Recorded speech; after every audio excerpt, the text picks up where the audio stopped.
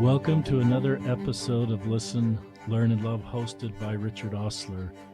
My guests on today's podcast are Sunny Smart and her son Adam. Welcome to the podcast. Thank you. Thank you. Sunny lives in Idaho. She's married. She has 4 kids. Adam is her oldest son. Sunny is a member of the church and recently came out as gay/queer. And we'll talk about that and talk about the work she's doing in her stake, meeting with their ward and stake leaders as they've wanted to tap the expertise that Sunny has to help the stake and ward better minister to LGBTQ people. Sunny is less active right now, has been less active for about 4 years, and that's part of her story. It's kind of a unique situation where she, even as a less active person, is being a resource for the stake, and I love that we can see the way we can all learn from each other and not just draw hard lines between active and inactive. Adam is the son of a queer or gay mom, and I wanted to do some podcasts of children of gay parents, how they manage that.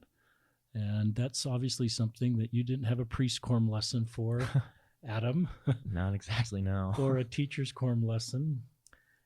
Adam is at Utah State. He is working towards a degree in psychology. He's 18 and he wants to serve a mission at the end of this year, 2019. So welcome to the podcast. Thanks so much. Thank We're you. so happy to be here. And they drove together. Sunny from Idaho picked up Adam at Utah State, and grateful for the logistics to getting here in person. It's a long trip between Idaho and back, and so thank you, Sunny, for doing this. I connected with Sunny on social media, and so we've been friends there, and I've seen her posts and thoughts, and in fact, Adam's on social media too, Twitter and Facebook, I think Twitter especially. Mm-hmm. So it's a wonderful way that social media. But introduce your family to us, Sunny. You introduce how many kids you have and how many years you've been married, and just a little bit about you. Okay. I have a husband, Joe. We have been married coming up on 20 years. Congratulations. Thanks. Adam is our oldest, almost 19. And we have a 17-year-old daughter and a almost 15-year-old son and a 13-year-old son. You're busy. Yeah. Yeah. And talk about, are you a native from Idaho or did you move there? Yeah, my husband is native to Idaho. I moved around quite a bit growing up, so I don't call any one place home. But we have been in our home there for about 13 years, so quite a while, and we really love it. That's great. It just sounds like you lived in lots of places of the country. Yeah, I've lived in California, Utah a few different times, Missouri, Nevada, Arizona, served a mission in Ohio. Wow. So lots of places. That's great. It's going to be cold there this week from what I've watched on the weather. Talk about just, coming to terms with your own sexual orientation. Is this something you knew as a young person and talked about before you got married, or is this something that's come up recently in your marriage? You've just become more aware of who you are? Yeah, it's a little of both. Looking back over my life, I can see that I had these feelings from a young age, but it wasn't something I talked about or took time to really put thought into. I tried to bury it down. As far as coming to terms with it, it really started in my, I'd say, early 30s. I started to recognize things that were a little different between me and other women around me. There might be conversations like I'd see a movie with a group of friends, and they'd say, maybe there was a scene with, 2 women, maybe they'd kiss, and afterward there'd be a discussion and, oh, could you ever kiss another woman or da-da-da? And I'd listen to these conversations and I'd realize one of these things is not like the others, and it's me, because it's honest. Yeah. So, and I wouldn't really let on in these Right. conversations. I was still, pretty ashamed as I had been growing up. But I started to realize there's something there that's always been there, and maybe it's time to start looking at that.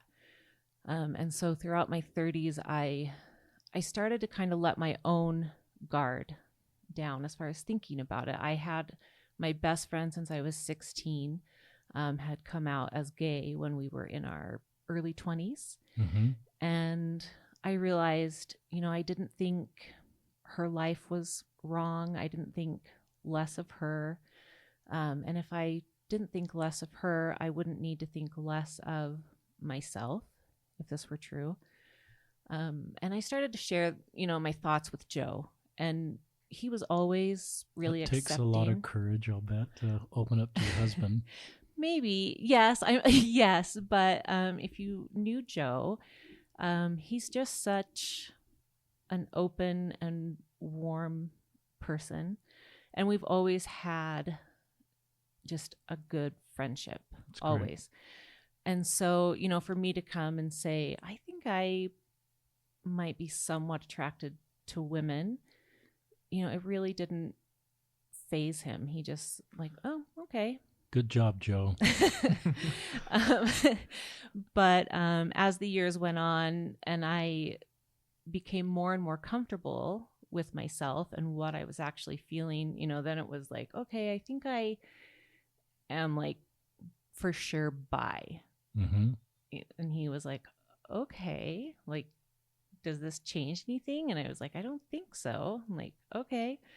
And then a couple more years went by and, like, okay, I think it's like more than that, so, and that's when some more difficult discussions needed to start happening between us. But even then, he still responded in a way that just was so open to me and letting me know that, I had his full love and support and that he was right beside me, That's great. So I don't know how couples sort of navigate that because I've done enough couple interviews where, it's like you, Adam, you've had no preparation for a parent coming out. A couple has really had no preparation. So I think the principles of communication and trust and non-shaming.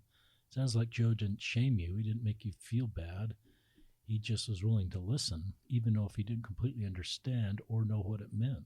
Right. And still, it took probably a couple years even of discussing after that point of him trying to understand really where my feelings were and me trying to understand. And every time I thought I understood and he thought he understood, I might say something that, then he'd say, wait, I thought you kind of felt this way, and I'd say, I don't know. I'm still trying to figure it out. But he was so patient with that, with living in this kind of limbo of where's this all going to end up?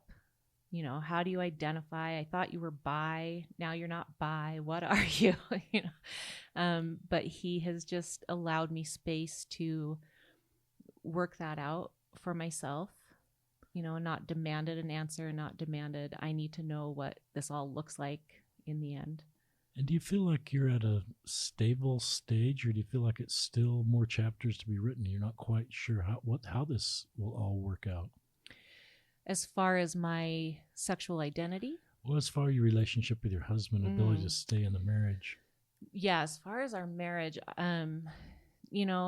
so Adam and I on the way down from Logan, Adam asked me that same question, which I really loved that he felt comfortable asking me that. And at the same time, that's a really hard question as a mom to hear from your child, to know that you've essentially created a situation that would cause your child to ask that. Yeah, are you and dad going to stay together? That's really hard. But I have tried to be really honest with him and the short answer is we don't know. Which is, I know doesn't feel like much of an answer. But the longer answer is that Joe and I, because we have honest, really honest talks, we talk through this quite a bit. And when we look into the future, we really can't see. It just feels where we used to make plans about retirement and all these things, there's kind of nothing there anymore. But it doesn't mean we're not together. It means we really can't tell. And right now, I think our best hope is that as the years go on, that organically we will come to the best decision for both of us. You know, we were best friends before we ever dated. We have a long history together. We have a long history of friendship. And I told Adam, you know, I can't imagine a life without Joe in it. So it's really hard to imagine being separated from him. And then at the same time, I think, do we both deserve something different than this? But then sometimes when he and I talk and we think, well, if we divorced, what would we do? And then we can't imagine ourselves being in relationship to anyone else. So then we think, would we just both be hermits? So we don't know. So that also tells us that we're not in a space right now that we need to be apart. And our family is stable, and there would be no reason at this point to disrupt that stability. And so the answer is we don't know. There's not, Adam said, I guess I kind of thought when Sam, the youngest, graduated that would be it. Maybe you guys would divorce. And the answer to that is no, there's no plan that, you know, when this thing happens, we're done. It's that we honestly just don't know, and we hope a plan becomes clear. You know, my thoughts on what you just said, it's pretty tender. And you offered such a beautiful prayer before we went live, Sonny. I sense your love of God, your closeness with God. I sense in what you told me about Joe, great love for Joe. And I'm not a marriage counselor, but my impression is I think you're just doing great. And you're going slow. And I think it's okay to go slow and say, I don't know, and I don't quite know how this is going to work out. But I don't think, some people would say as one spouse identifies as gay and the other one's straight, that this means our marriage is over. And I like the way you have not made that assumption. It's even sometimes, it's more complicated when a spouse comes out as trans in some ways. Maybe that's less, I don't know. It's complicated all around, but I've loved some of the trans couples, you know, when one's trans and one's cisgender saying, well, maybe this doesn't mean our marriage is over. It's complicated and it's not, you know, but I think your maturity and your thoughtfulness is great. Adam, why did you ask that question to your mom? It's a question that probably every kid has in this situation. Yeah, mostly just, I never, like growing up, like I never saw my parents like at any point like splitting up or getting divorced. And when my mom told me that she was gay, that was one of the first kind of things that came to my head after our conversation. And like, I remember wanting to ask my dad when I was home during the time when she told me, and over Thanksgiving break and Christmas break, but I could never bring myself to do it because I was scared of the answer. It's honest. And so today I finally asked it because I really wanted to know, especially before we recorded the podcast, because I'm scared of what that would mean for our family. And when I, you know, get older and have kids, it's not going to be we're going to grandma and grandpa's house. We're going to be going to grandpa or grandma's house. And I just wasn't sure how that would play out. And if either of them got remarried, then like the people that they married, I wouldn't have a relationship with because I didn't grow up with them. And I was worried about how that would play out. So it was a lot of different thoughts running through my head that I couldn't get like quieted until I had at least some sort of an answer, which really helped when we talked about it on the way down here. Why did it help to talk about it, Adam? Because it was just something that I hadn't really vocalized except to maybe like one of my friends, and and none of my friends have kind of gone through this same thing. So I didn't have anyone to really talk about it with that really got it. And so it's nothing they really said was quite what I wanted to hear. So I figured like the only way to really get what I like, the piece that I wanted, was to kind of just ask the people involved and get their opinions and thoughts on what was going to happen. Yeah, I mean, it's a beautiful moment in your family to be able to ask that question and talk about that, because I think it brings you closer together. I think you're right. You think of all the things in your mind, and I think a lot of those things now are at peace. And so I think that's a beautiful chapter in your relationship.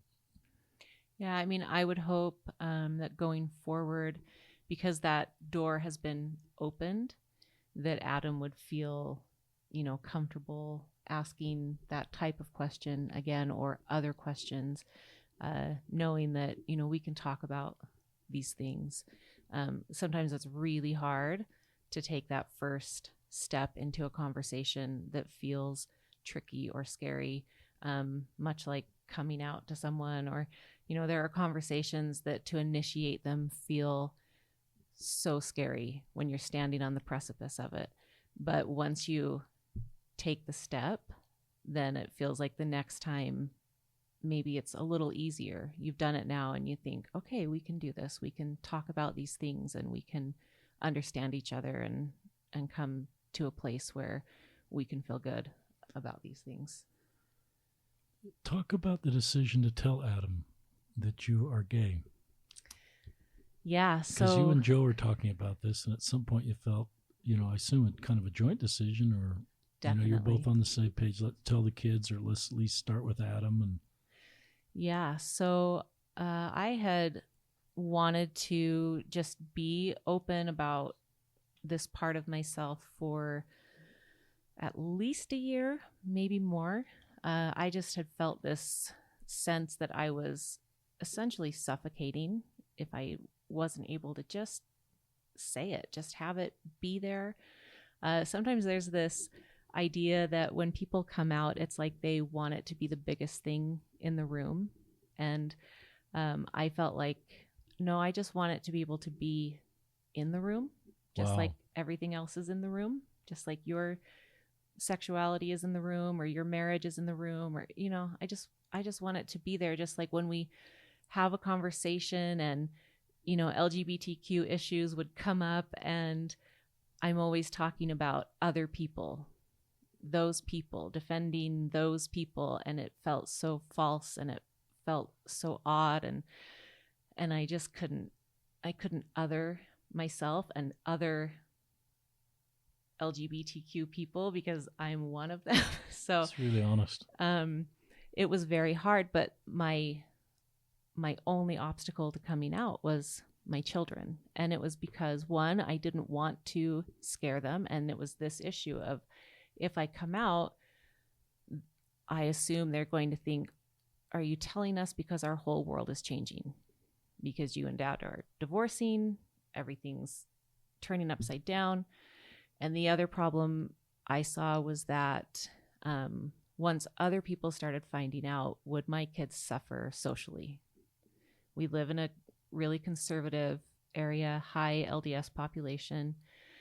And I just thought this could be not great for them at church or school. But the feeling was getting so intense that I needed to come out, and it compounded around the time you came to our area to give your presentation. And I had been having a feeling for months and months that every time I would think, I've just got to come out, I would have this feeling, yes, come out. And when you do, you will be able to be a voice for youth in the church. And as you said, I'm not active. So I would immediately recoil, because I thought, well, no, that's not going to happen. I really don't want anything to do with that. And I would shove it back down, and then the feeling would come up again. I've just got to be able to say this. And the feeling would come again. Yes, come out. And when you do, you will be a voice for youth in the church, meaning LGBTQ youth. And right at the time that you came to our area, I had this feeling that I should invite my bishop and stake president to your presentation, and neither could come. But my stake president asked me to come in and share with him what you talked about. Wow. So I'm getting back to how this is affected good. me coming out to my kids. So I came to your presentation, and I was really struck by it. I was apprehensive going in, very apprehensive. And listening to it, I was, I felt like your purpose was to help straight members see how they could build a bridge toward LGBTQ members. But sitting there as a queer person, what I felt was the realization that I also could build a bridge, and that I had forgotten through all the pain that I had felt that love works both ways, and that if I was willing to put down just some of the weapons I was carrying and see people for who they are and work from my side, that I could start maybe building a bridge the other direction. And so I went to my stake president to report on the presentation. It went extremely well. He expressed an interest in doing outreach for our stake. We kept meeting. By the third meeting, he said, I wish there was a gay member in our stake that I could talk to get more insight. And so at that point, I came out to him. Wow. And at that point, I thought, well, I better come out to my kids. So Did it change your relationship with your stake president when you came out? Oh, Negatively or positively? Oh, positively. Like, he actually, when I came out to him, he got almost a silly grin on his face. He was so excited. He was so excited. I think because here sat this gold mine in front of him, because I really came to him. Gold mine. That's true. I came to him as a willing resource to say, please let me help you. Let me help you help other people. Like, I still don't have an interest in being at church, but there are people that do. I know there are LGBTQ people who choose to be at church and to make it work. There are also others who feel they can't leave. And whichever that is, I want to help make this as good of an experience as it can be. I want to make it as safe as it can be. I want to make it good for families. And so whatever I can do to be a resource for that, I'm here. Let's just have honest conversations. So that's how the relationship started there. And I want to come back to that and kind of talk about what your stake is doing. Yeah. But a couple comments is, I've learned to honor pain and validate pain, and you didn't really get into all the pain. And I bet we could do a whole podcast or two of the pain. Right. And that can be uncomfortable for our listeners potentially, because I think it's hard sometimes to recognize the pain of others, even if it's kind of comes from the church sometimes, or things we said, or the culture. But I've just learned to honor pain, and you, I would sense, have had a bunch of it, and you've been able to manage that. But your ability to kind of lean into the pain and recognize a higher mission by reconnecting with the church is incredibly courageous of you. And it's a beautiful story. This story of you coming to the presentation and then recognizing perhaps I can build a bridge, but you kind of have to lean back into the source of the pain to build the bridge. And your spiritual maturity to do that is a great example for all of us. And I'm so grateful you got a wonderful priesthood leader on the other side of your efforts that said, I'm willing to listen and I'm willing to learn. And what you've been able to then affect in your stake and the healing and so that from my side is a wonderful story. That I have been so grateful for my stake president. I don't know when I've encountered a leader like him, honestly, in his just absolute humility and kindness. And, we talk about listening, and it's not just that he listens as in he's quiet and hears me, but when he asks a question, and maybe he asks a question in a way that I can tell in the phrasing of the question that we do not agree on something, and I answer, I can see in his face, I can see the wheels turning as I speak, and I can watch his mind change.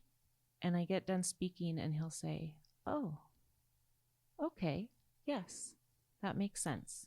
All right." And we move on. Now, it's not everything. He and I don't agree on everything we talk about, but we don't need to, because our purpose is the same, that we want people to feel welcome and loved. We want them to feel the Savior's love. And so we don't have to agree on every point of doctrine or everything like that, but we are united. And it really has so much to do with his ability to just be so present and so willing to really consider the things we talk about. I like that. I think of Moses, whatever it is, one heart and one mind. And you and your stake president are united. But one heart, one mind doesn't mean we feel the same way about everything. As we sit at church and see every issue the same way, but we have the same common goals to bring to live the gospel of Jesus Christ and help others come unto Christ.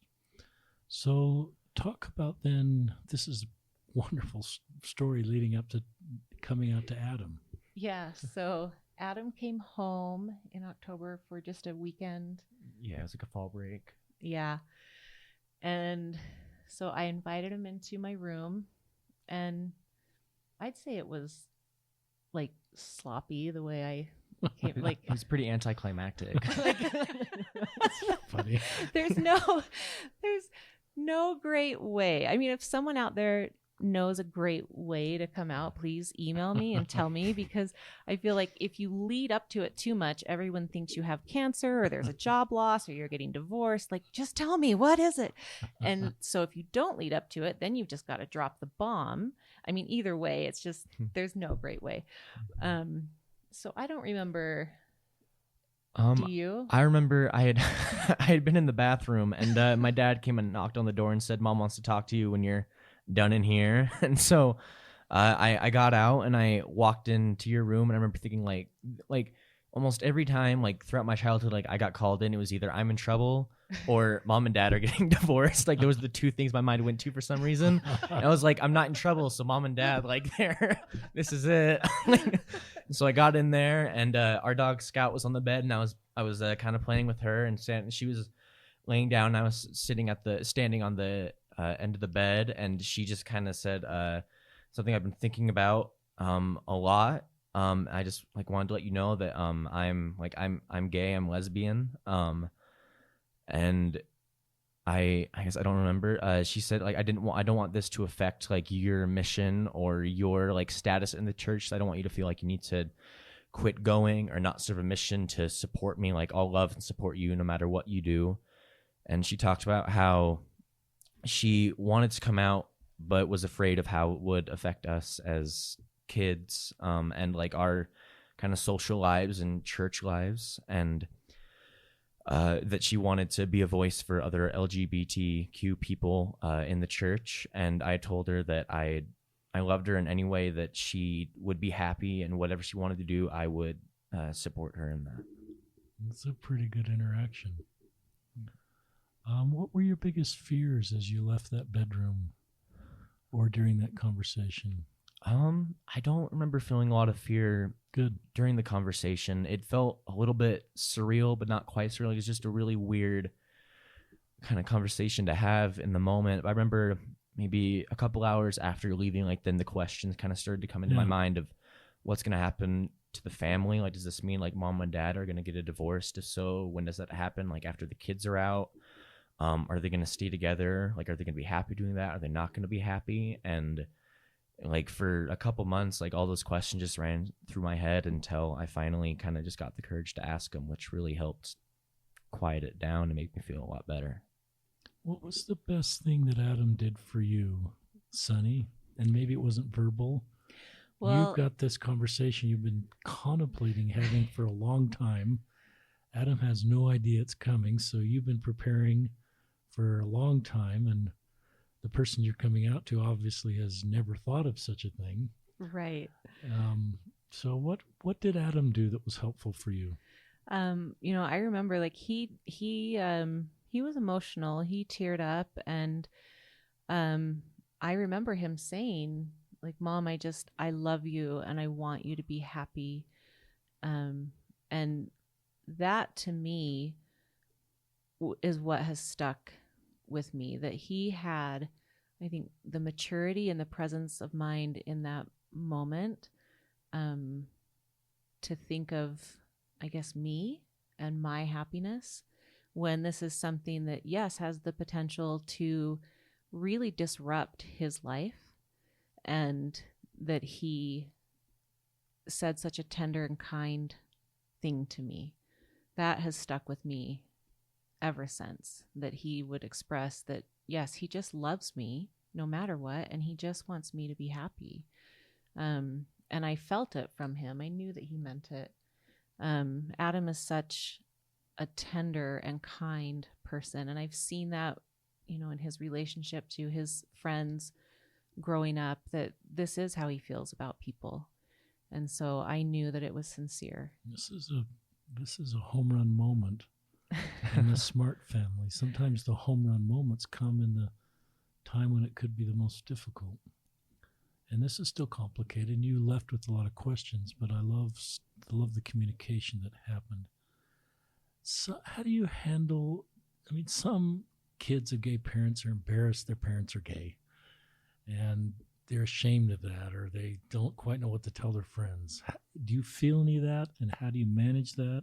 I wasn't like ashamed of my mom. It was more of like, that's great. I wasn't gonna get up on the top of my dorm and like, my mom's gay, but I didn't want to probably brush makes sense too. And I didn't want to brush it under the rug either. So it was this weird kind of if it came up, I would tell my friends, and if it didn't, I wouldn't. A lot of my friends today asked me if I wanted to do something. I said I can't. I'm coming down to record a podcast, and they ask what it's for. It's it's listen, learn, love. It helps kind of spread stories about LGBTQ, and they say that's great. I guess I'll listen to that when it comes out. But I didn't come up, so I didn't tell my mom's gay, so that's gonna be a surprise when they hear this. I think you're just doing fine, Adam, managing that. And so I don't know if it ever I have a friend that it'll come up once in a while, and I'll maybe crack a joke about it, and if friends are there, I guess they just don't say anything because they either don't get it or they're uncomfortable with it. But if any of them had questions, I'd love to answer them. Yeah. I'm not scared or ashamed of it or anything. I'd love to spread that understanding and love. I would guess that will be one of your life missions, to be, and in all kind of complicated spaces, be a go-to guy, just like your mom is in the stake and with other people. Talk about any experience you had with LGBT growing up in Idaho to prepare you for this. Were you connected at all? Do you have any friends that were LGBTQ? Yeah. Growing up, definitely in middle school, I'd grown up with the being gay is that's not good. It's a sin. And so I did believe that in middle school, and it was around 8th or 9th grade, I kind of started to think of why. And part of it was my mom, she I remember in 6th grade, I cracked a couple gay jokes, and she came down on me pretty hard. And after that, I just kind of thought of why is it it doesn't quite make sense to me. And so I had that dialogue going in my head for a long time. And eventually around junior year, I had a couple friends who came out as gay, and I just kind of realized I don't think of them any differently. I'm not going to treat them any differently. I love them the same. And so I guess sorry, I lost my train of thought. That's good. There. Just your thoughts on your preparation for this moment. Yeah.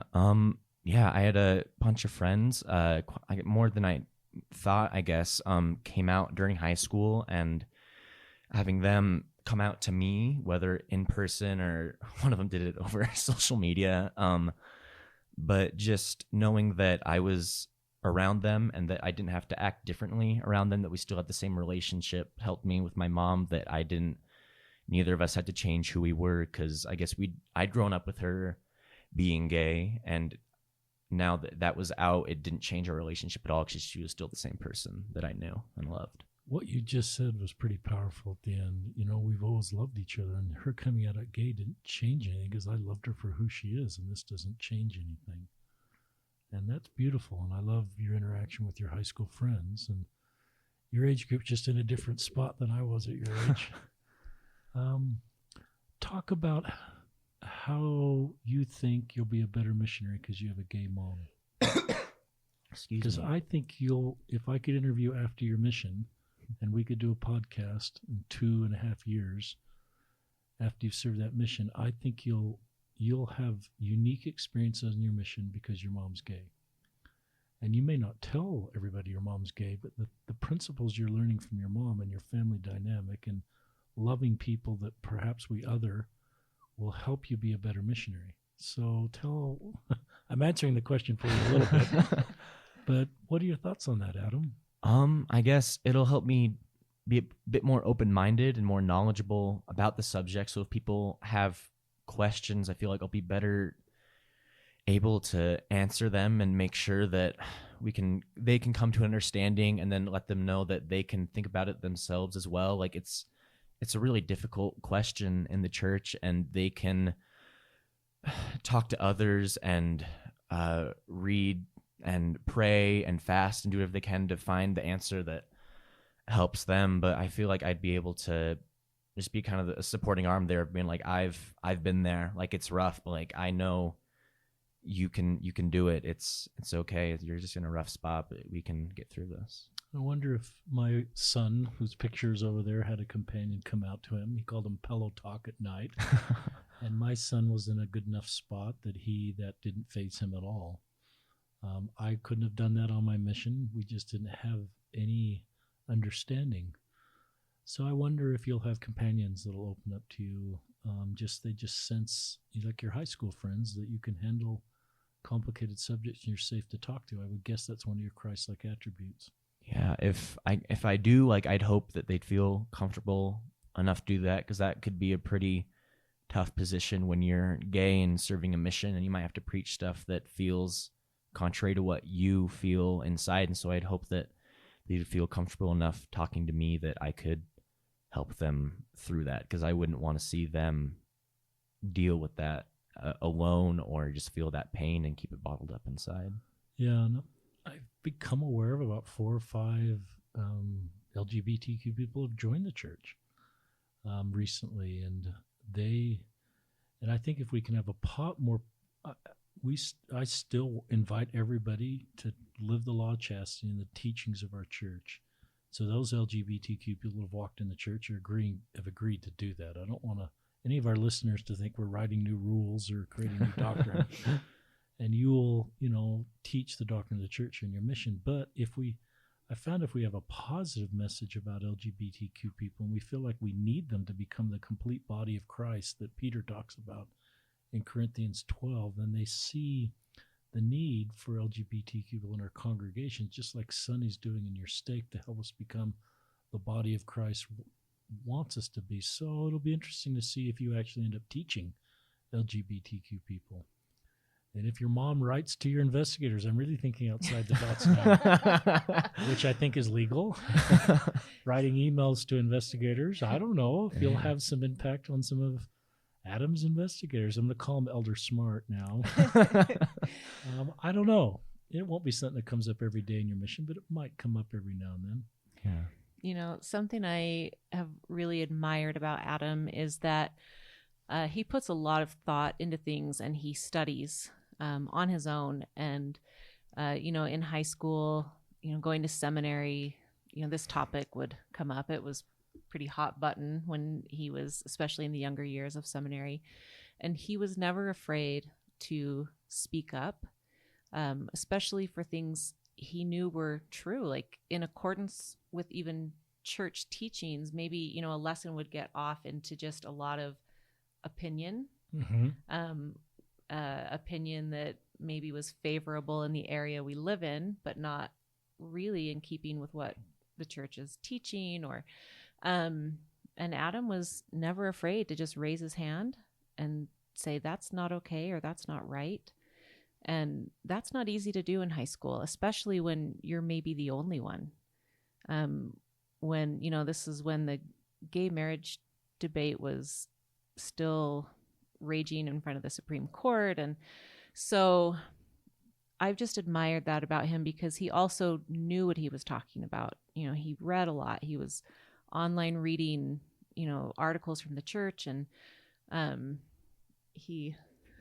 don't know if I should bring up the recommend story if you want. Yeah, I at one point I was getting a temple recommend renewed, and one of the questions is like, do you support or affiliate like any group that's contrary to the church teachings? And I wasn't quite sure if like supporting gay marriage was in there, so I brought it up anyways. And my bishop at the time was a bit iffy with it, and I didn't get the recommend at that time, and it took a couple weeks. And I remember being a bit frustrated a little bit, because like I knew that I was good to go to the temple, and so it was frustrating that they couldn't see that as well. But my dad and the bishop had a conversation a couple weeks later. I feel like we came to a good understanding, and all of us grew from that conversation. So it was a good experience for all involved. And in fact, the bishop, when he came over to apologize and say, Adam, I'm so sorry that I didn't understand. And he said, but because of this, I will not make the same mistake with someone else, because experience. I've learned.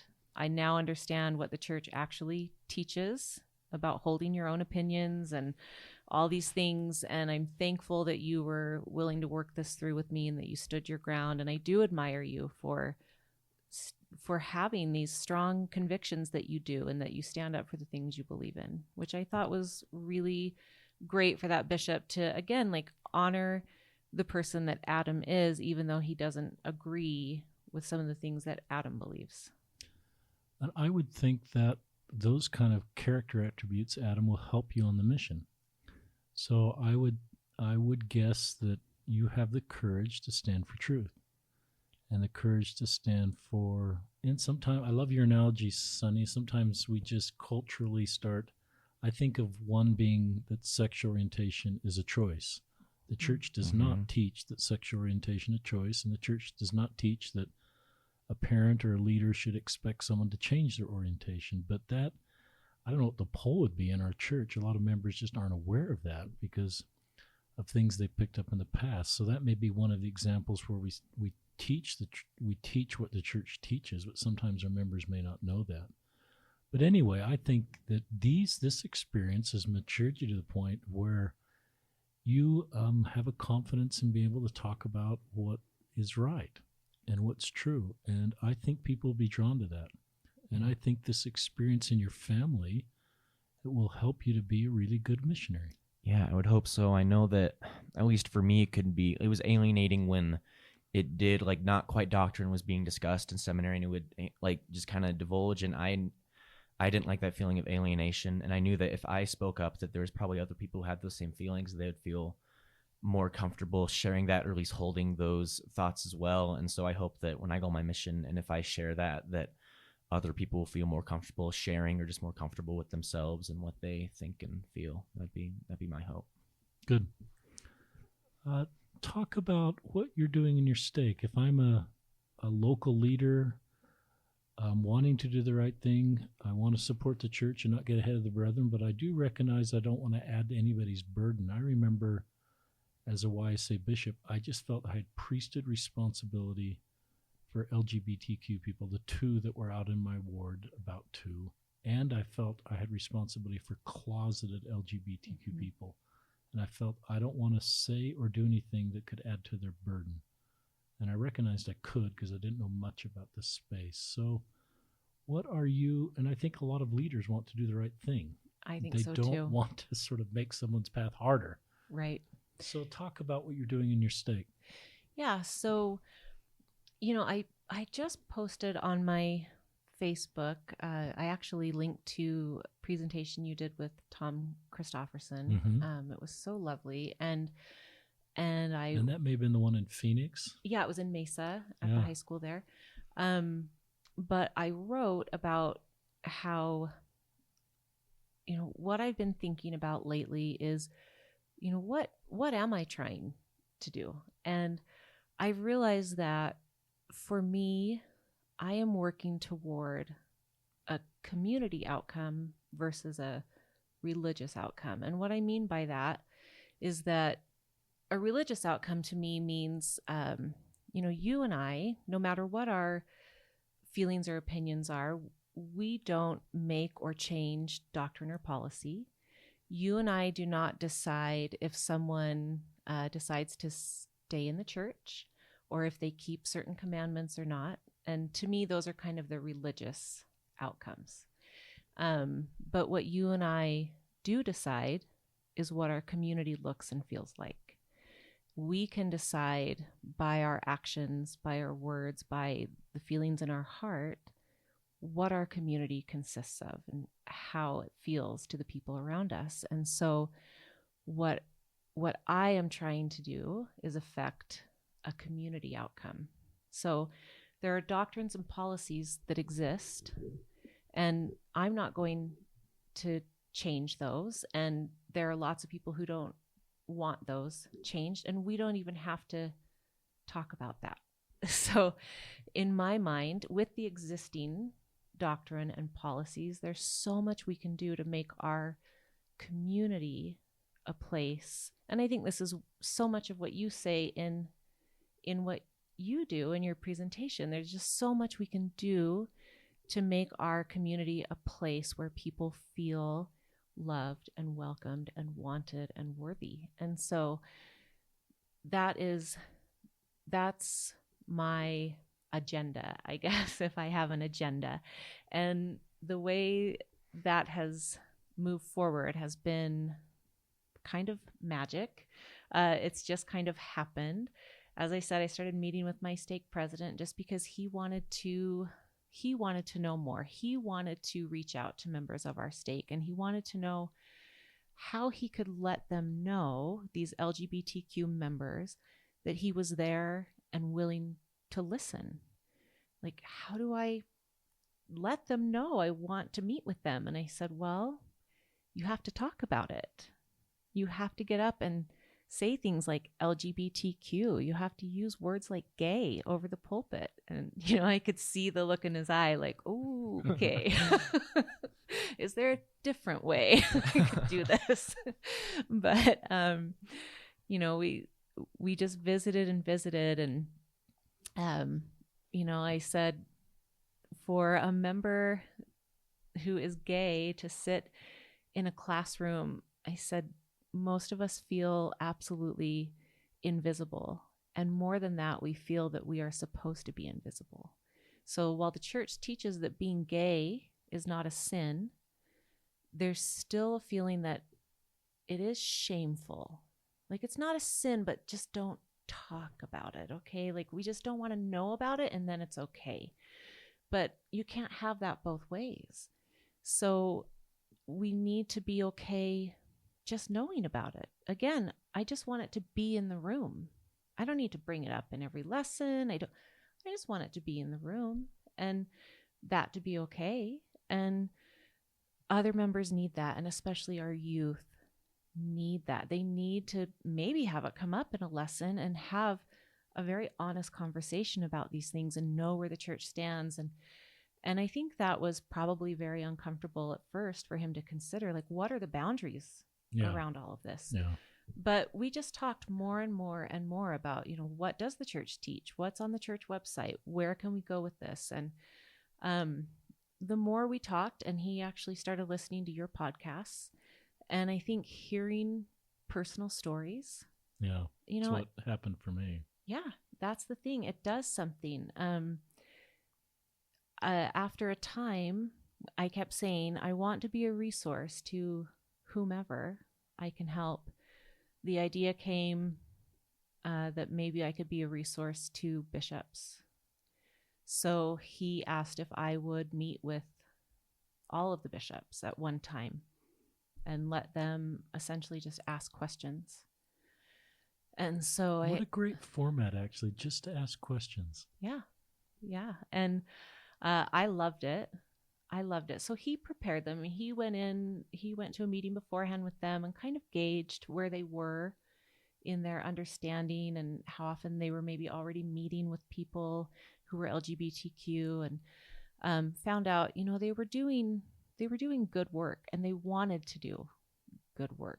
And so then he asked them if we had a gay member who was willing to come in and let you just ask questions, would you want to? And emphatically, yes, they would love that. That's So a great way to set up that meeting. yeah. So I went in and, I've been there for 13 years and the wards have split and changed a lot in that time. So in that room, I knew most of those men, and I'm sure it was a nice, fun surprise for a lot of them. Was your heart beating fast as you walked in that room, or were you pretty calm? I was calm because I'd been preparing, and I had been so ready to come out that it was such a relief at that point. And I was really just excited for the opportunity to, again, be a resource. And they had wonderful questions. They really did just want to know how to serve and how not to offend. And I started the meeting by letting them know that I know this subject can feel like a minefield, especially when you're not familiar with the language. Yeah. And so I wanted our meeting to be a safe space for them. And, we talk about safe spaces. So I kind of turned that table for them and told them this was a safe space for them, and that's you building a bridge, right, Sonny. So I wanted them to know that they could, if they didn't know the word for something or the term, to just do the best they could, use the language they had, and we would work through it together, and I would help them learn. And if they said something that was potentially offensive, I would teach them a better way so that when they are in a meeting with someone whose feelings are tender, they can do better. That hopefully they can learn with me so they're not doing as much learning on the spot with someone who is feeling tender. But then I also let them know, to let people know that when they're in those meetings that they are still learning and they want to learn, and to let those people know, please help me. Let me know if I misstep, and please teach me. I'm open to learning. And they were so open, and it was 2.5 hours, and they still had more questions. So we're going back for round 2 next month, and also the Relief Society presidents, and then the state council. Good. Yeah. So it's been really amazing to just see how many people have been saying, we've wanted to do something, we just don't know how. The knowledge isn't there of language, terms to use. We don't talk about it in church. It feels taboo. And we've now moved from a space, at least I feel like in our little room of people talking, from feeling like, should we talk about this, to how do we get more people talking about this? Because we understand, more people who I'm in these conversations with are understanding that this is how healing starts. This is how you invite a family to open their hearts, so that when that 14-year-old comes out, those parents are more prepared to have their hearts open and not react with fear. They understand what the church teaches. They understand that God's love is complete already for that child, that they have leaders that support them already, that they have a community around them that supports them and that child, that they don't need to be afraid, that it's okay. There's already this huge safety net of love ready to lift that whole family, because we've been talking about it. And they understand that this community knows and is educated and loves them fully as they are. Like, that's my goal, and I feel like it is becoming the goal of the leaders in our state. That's just beautiful, Sonny. I'm so touched. I'm just so touched on what you're doing and the team effort in your stake. I'm struck with how simple the formula is. It's not like you did a 100-point PowerPoint and had to prepare for a complicated meeting. Everybody can do what your stake did because they just started talking about it. And I love where you started with the bishops. And I love the way you created space for them, that they were going to kind of stumble over their words, and give them permission to do that, because that diffuses the funny thoughts or comments they may say is they don't, like I didn't. And so you just have this tone about you that makes people want to engage with you. And yeah, I wish we could clone you and send you to every stake in the church. But I hope our listeners are thinking, if you're a priesthood leader or a local person, this is a great example of potentially how to open this conversation. I think you're recognizing Relief Society presidents and bishops that want to do the right thing. And there's great content on Mormon and gay. Mm-hmm. It's not like you've got to develop different content. There's just great content. So if we start there and just clearly communicate what the church teaches. But then I love this culture we're creating. So when people come out, a parent is prepared for that. I took a phone call after one of my events, and a father just broke down to me on the phone. He said, "What did I do to cause my kid to be gay?" Oh. And I kind of forgot that that's still a thing. But I realized that, that was the thing 20 years ago, is parents assumed they'd done something wrong. And some of those things still sit with our parents. So when a kid comes out, they think, well, it's my fault. I was working too much, or not affectionate enough, or too affectionate. And they go down all the laundry list of things, and I just felt the burden of this good man. And so that's just a simple thing, that how many people would, as you're preparing people, that the parent doesn't look inward and think I did something wrong, but they are in a position then where they realize I didn't do anything wrong. I just have a wonderful gay kid. Right, because this isn't wrong. Right. And that's sexual orientation, I think, is, as I've shared, I don't believe Heavenly Father's up there going, oh no, what went wrong? 3 to 5% of my children are LGBTQ. I just don't think he's thinking that. I think it's part of the beautiful and needed diversity that's part of the body of Christ, that's part of Elder Holland's choir, where you need different parts in the choir to bring the beauty of harmony. And I wish I could sing. Me too. Any parts. Yeah. So other thoughts on what you're doing and how you're feeling, either in your ward, stake, or within your own family? I'd say one thing is Adam asking me that question about, our marriage on the way down here has made me think, with each of my kids, as I came out to them individually, I did say, you may not have questions now, but you will probably have questions later, or you may even have emotions that come up that feel confusing, like you may be angry at me or all sorts of things, and that's okay. Like, whatever you feel is okay. I want you to know that you're not going to hurt my feelings, or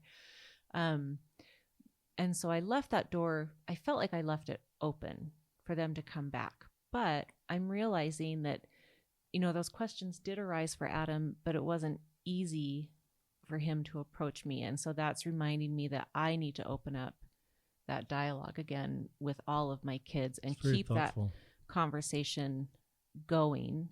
It's not like it's something we hide and don't talk about anymore. It comes up, or some of my other kids make jokes here and there, or, they think it's really funny, but I'm realizing it is my job to check in and say, and even just bring that subject or others up and say, you might be wondering this. Have you thought about it? Are you worried about it? Do you want to talk about it? And because, I look back at myself as a kid and think, would I have asked my parents that? No. And so it's really brave of Adam to have asked me, and I'm so glad that he did. But I need to start that conversation with my other kids. So that's one thing for sure. I wish our listeners could see the language between these two. Adam, at a moment in the podcast, put his arm around his mom, and they're looking at each other. And I can just tell this wonderful mother-son relationship. It's just beautiful. And I have to think that the type of communication that's occurring between you and within your family only strengthens your family. And I have to think that Adam, as you get married one day and are a father, that the principles of communication and vulnerability and honesty that you're learning in your family, you'll look back at this chapter in your family and you'll say, that's a beautiful chapter. And because of the lesson, and I think you're wired for that anyway, but I think, if we could all have you on the podcast every 5 or 10 years, I think you'll look back to this period of time of mom coming out and mom working with the stake and you knowing you've got a gay mom and serving a mission is just this kind of complex chapter, but just an incredibly beautiful chapter. And I just think there's incredible life lessons that will bless your posterity because of what's happened in your family. Yeah. Any thoughts on that, Adam? Going back to what you said about like communication, I realized after my mom came out, like I realized a couple of days later that it felt like I knew her more like completely. Like I didn't realize it before that. It kind of felt like there was something like I just didn't know. Like there's a slight disconnect. Like I didn't even notice it was there until she came out, and I realized that was just there was something there that this wasn't. I don't want to say clicking, but it just felt a bit off. Like I just didn't know something after she came out. I feel like I know her a lot better now, and that like Has your love for your mom changed? Yeah, like not that I didn't love her a whole lot before, but I guess like I really respect her a lot now. Like when she said she was going to have that the questions with the people in our war in our stake, I was really proud and a little bit scared too, because that's a really vulnerable place to be in. But I knew if it was anyone that could do it, it was my mom, because she's got really tough skin and doesn't mind answering questions or being in awkward situations. And I was just really proud of her that she would go in a place like that. And what did it feel like? They're holding hands now. What did it feel like as a mom to have this kind of, I don't know what to call it, part of you that your kids didn't know, and then to have Adam know this about you and still love you? Yeah, I'd say in the way he felt like he didn't know me, I felt unwhole holding this back. Like I couldn't let people know me, not even my own children. And so to be able to be my whole self with my children was a whole new thing. It felt like I took a breath for the first time in maybe my whole life, and that my children were there for it. Like they saw me. They really saw me. And when they did, they loved all of me. They loved all of you. Is there anything better than that? Is there anything more powerful than that? Than to know that someone sees all of you and loves all of you. And it was just so freeing. I mean, I really did feel like I took a full breath, and nothing could be better than that feeling. I love the word Adam used, proud. Love and respect. This is a beautiful love story. It's not a boyfriend-girlfriend love story. It's a mom-son love story, but it's just a beautiful story of a family coming together. And to me, that's what the gospel of Jesus Christ is. And you're using principles that Christ taught to come closer together. So it's pretty touching for me, and it's very helpful for our listeners. You're out to siblings now. I know I've met your brother, who was recently a stake president, is a newly called mission president, and I don't know how many siblings you have. But yeah, how is that going out? How is that coming out to your siblings? So I just recently came out. I'd come out to the brother you've met over Christmas break. I didn't plan on it, and it just kind of happened over a FaceTime call. And that's a whole story that maybe we'll save for time. But anyway, and that went beautifully. And then my other siblings, I sense your brother's really good heart. And I think yeah. if he listens, I just sense you and your wife are going to be incredible mission presidents. And we have a son that's getting a call in a month or two, and maybe he'll go your direction. But you two are going to be wonderful mission presidents. And thank you for taking 3 years out of your life and serving and helping people to come into Christ and lifting and serving these missionaries. But go ahead. Yeah, they really are just tremendously loving people, and yeah, they're happy and they're fun and they're so great. So their missionaries are going to be really lucky. But my other siblings, I hadn't come out to. And then when we were planning to do this podcast, I thought I should probably do that in case this gets posted and then it comes around, and that will be uncomfortable for them to find out this way. So my siblings are scattered across the U.S., so it's not like we just run into each other all the time. And so I sent them all a message individually so that they could respond in their own way. And they were all so loving. And, you know, a couple of them, really most of them, expressed mainly just a sorrow that I had kept this in. Wow. That I had very perceptive.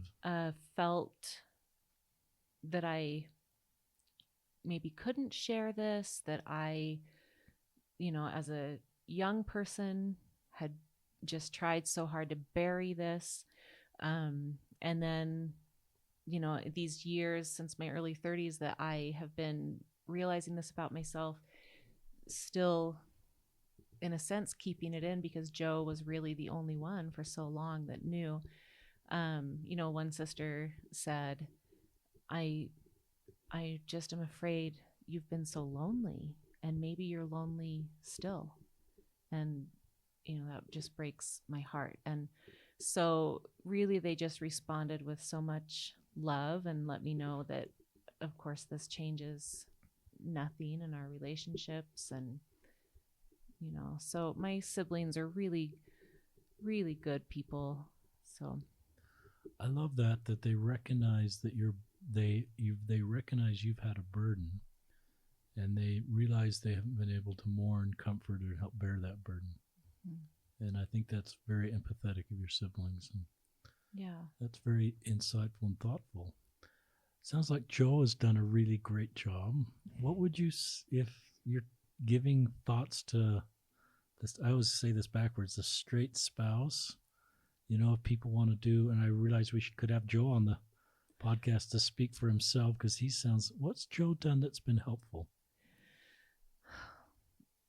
Well, that's hard, because pretty much everything Joe has done has been helpful. So way to go, Joe.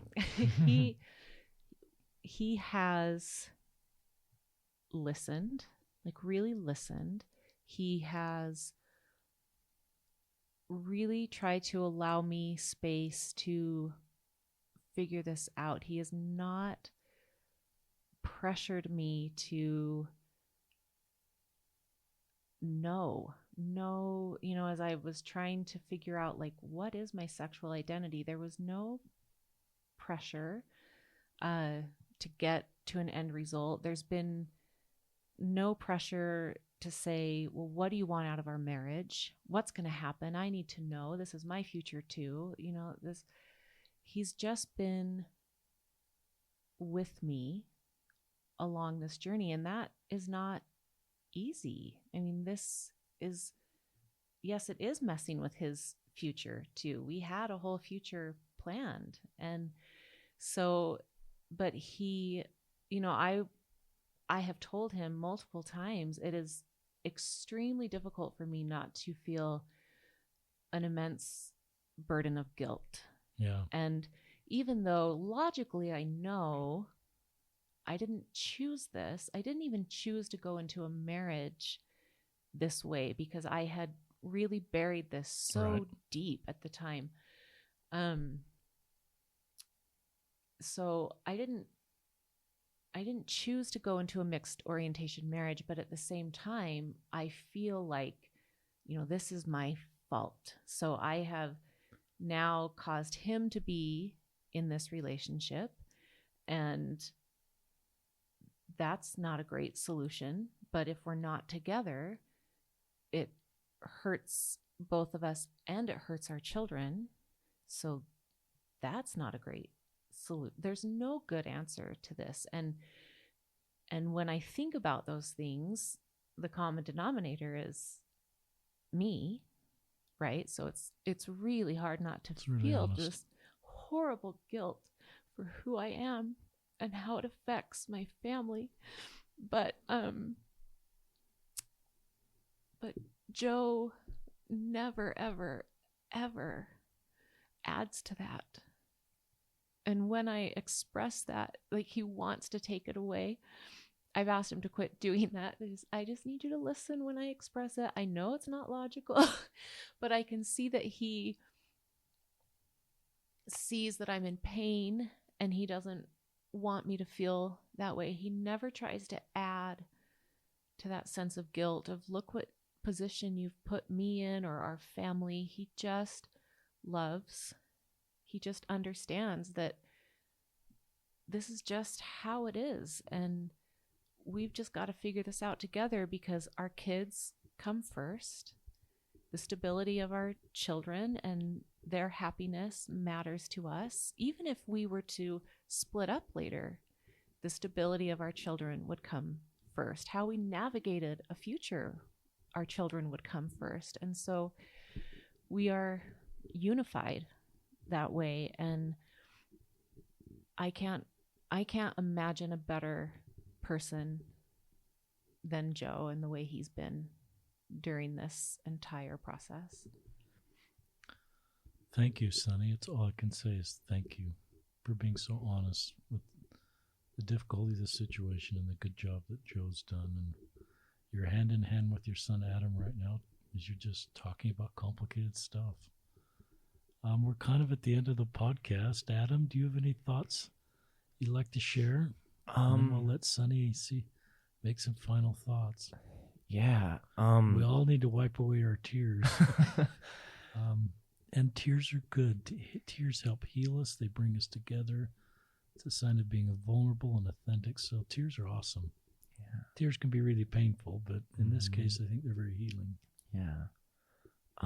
I know that after my mom came out to me, I remember some more questions I had. I remember thinking if my mom had realized sooner, I wouldn't be here. She maybe had to do something that she realized now she didn't enjoy for me to be here and all my siblings. And I thought, does she regret that? And then I thought, no, she loves me, but the question was still there for a little bit of does she regret that at all? And then I would also all the feelings I had of apprehension about my mom being gay, I would start to feel guilty about because that would make me think of am I guilty about my mom, but I wasn't, and that I should just be supportive. And the fact that I was being apprehensive and I wasn't being supportive. And so it was this really fun dialogue I had going on for a little bit. And I talked with a friend who hasn't gone through this, but she's just a really good friend that I can talk to. And she just kind of said, whatever you're feeling, you're good to feel. You can be angry if you want, you can be sad. And right then I realized, part of me was just a little bit angry at it.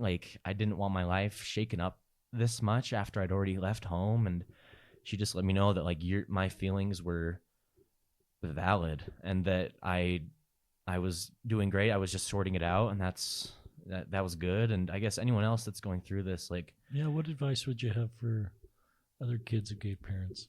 Anything you're feeling is okay. If you're angry, you're sad, upset, anything, it's okay. And it really helps if you talk about it. Maybe you're not talking about it with your parent, but even a close friend, that really helped me, and that might open the door for you to talking to your parents. But just know that anything you feel is valid, and you're not a bad person or not supportive or anything for anything that you feel.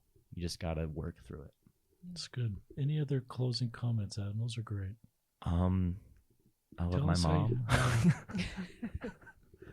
Pretty powerful. And I absolutely know that. There is no question. You love your mom, Adam. And I'm glad she did come out because I feel like we've gotten closer, and I feel like I can tell her more now that I know all 100, like all of her now, and I just feel like we have a better relationship because of it. It's great. Thank you, Adam, for being on the podcast. Sunny, Thank you. any last closing thoughts? Just building off of something Adam said, I maybe didn't express this much to Adam, but I did to one of my other kids about feelings and emotions. That you may go through a myriad of emotions that maybe don't even make sense to you, and that it is okay, that it's not. I know we talk about being supportive, but especially in a parent-child relationship, I feel like it's really important for a kid to understand that it's not their job to support their parent in that way. Like, yes, I want my kids to be okay, but I want them to be okay for their sake, not for my sake.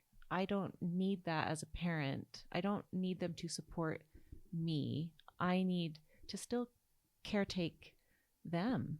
I'm worried about their mental health and emotional health and spiritual health. And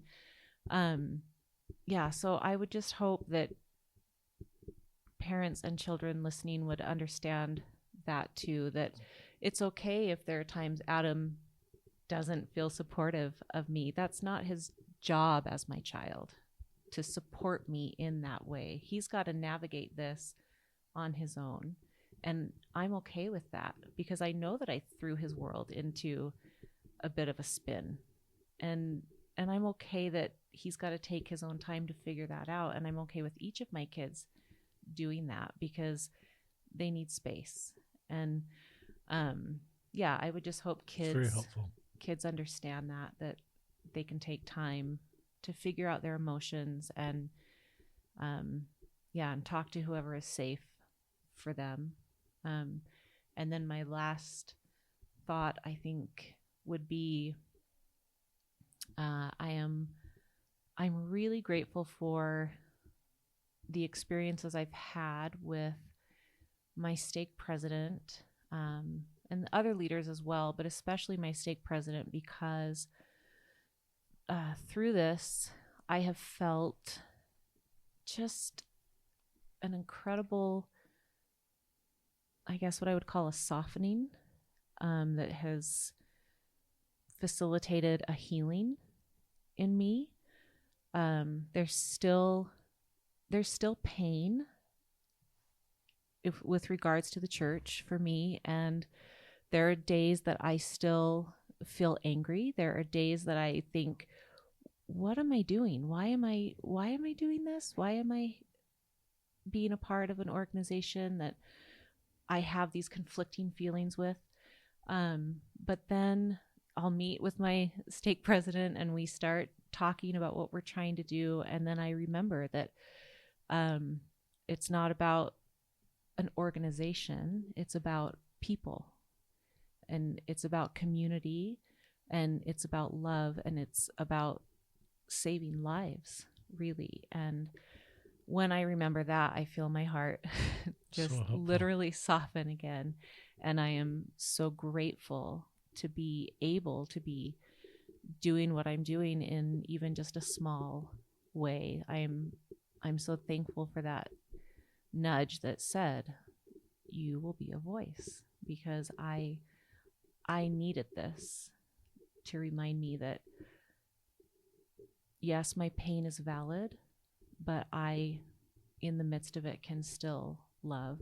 I can still reach out, and I can still find the good in people who don't agree with me all the time, or like, I need that in my life. Just so helpful. Thank you, Sunny. From behalf of all of our listeners, this has been a unique, beautiful, wonderful, healing, helpful podcast.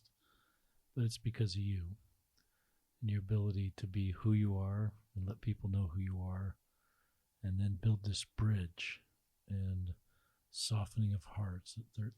God loves you. You have incredible Christ-like attributes. And I do think I look back at your family experience, and Adam, it would be great to have both. I mean, I just think there's beautiful future chapters that will be part of this family story because of this period of time and all the people you're helping in your Idaho stake.